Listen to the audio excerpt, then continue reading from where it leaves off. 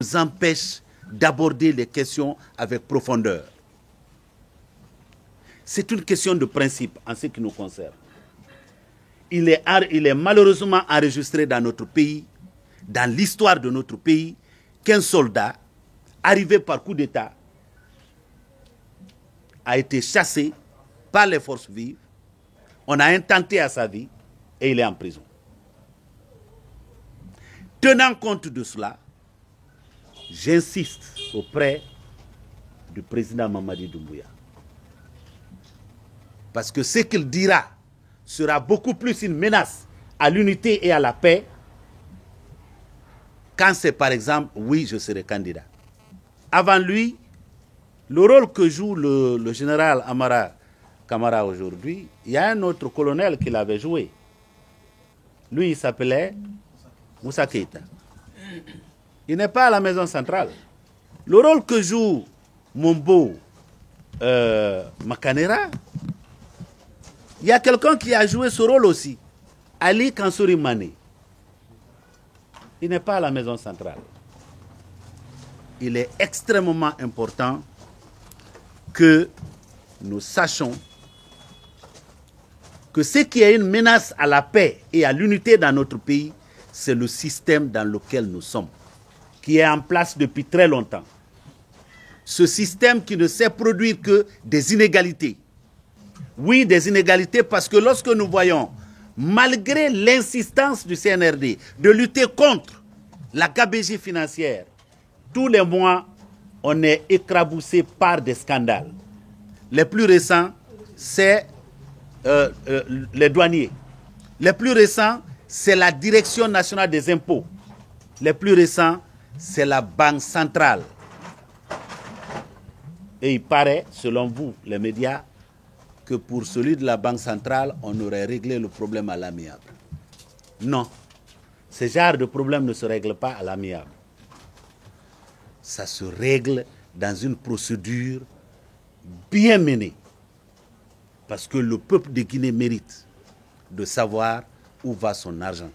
Trop de scandales continuent à écrabousser ce peuple. Trop de milliards sont en train de sortir, se volatiliser, alors que ces milliards auraient pu résoudre pas mal de problèmes. Depuis l'arrivée du CNRD, la dette intérieure comme la dette extérieure sont à la hausse. Et je ne vois pas encore l'argent qui est ainsi emprunté, comment est-il en train d'être investi pour nous permettre de créer la richesse? Parce que lorsqu'on emprunte pour mettre dans la marmite, on va continuer à emprunter parce que le ventre, même si vous avez mangé jusqu'à 0 heure, vous êtes rassasié jusqu'à 0 heure, à 9 heures le matin, si vous n'avez pas mangé, le ventre va réclamer. C'est pourquoi on n'emprunte pas l'argent pour mettre dans la marmite, on l'emprunte pour l'investir. Seuls les gouvernements d'Afrique empruntent l'argent pour mettre dans la marmite et non pour investir dans les secteurs qui peuvent produire la richesse. Ces secteurs-là, ils sont nombreux en Guinée. L'agriculture, par exemple. L'industrie, par exemple. En venant ici ce matin, j'ai regardé une vidéo d'une dame que certains d'entre vous connaissent, Nathalie Diam, qui a parlé de comment les richesses africaines sont en train de disparaître. L'exemple qu'il a pris du pétrole congolais, du pétrole gabonais, on peut l'assimiler à la disparition de notre bauxite en Guinée. Parce que comme au Congo, en Guinée, on ne connaît pas la quantité de bauxite qui sort chaque année. On ne connaît pas. Il n'y a aucune étape de la chaîne qui est maîtrisée par les Guinéens. C'est pourquoi au BL, nous croyons comme fer que tant aussi longtemps qu'on ne créera pas une bonne gouvernance pour construire la confiance des Guinéens à investir dans leur avenir, les mines, c'est un mensonge. Et c'est pour cette raison que j'insisterai sur le grand projet qui aujourd'hui est devenu, est en train de tourner la tête à beaucoup de Guinéens. Elle nous fait rêver que demain, après-demain, nous deviendrons tous des milliardaires. On l'appelle, paraît-il, Simandou 2040. Oui, nous savons faire la différence entre un projet et un programme. Et nous comprenons bien ces concepts, mais nous voulons la clarité de ça. Parce que nous savons les exemples de la sous-région. Le Nimba, nous l'avions en partage avec le Libéria et la Sierra Leone, et la Côte d'Ivoire.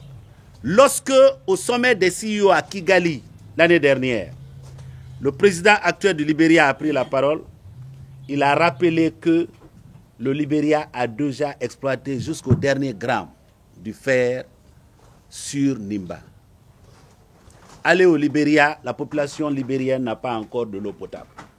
La population libérienne n'a pas encore d'école digne de ce nom, d'hôpitaux dignes de ce nom. Et les leaders libériens, comme ceux de la Guinée, vont encore en France ou aux États-Unis pour se traiter. Donc on ne peut plus nous tromper là-dessus.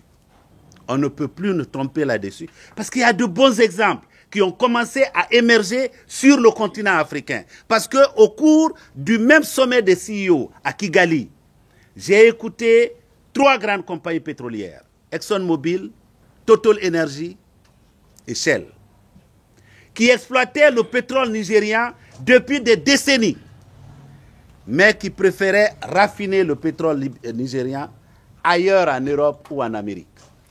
Grâce au passage aux affaires des visionnaires, des patriotes, on a d'un côté aujourd'hui au Nigeria. C'est un exemple que nous devons prendre par rapport à nos mines en Guinée. C'est vrai, on a fait venir d'un côté, mais je ne sais pas si les explications qu'il a données peuvent être bien comprises. Parce que d'un côté, il n'y a pas de fonds étrangers.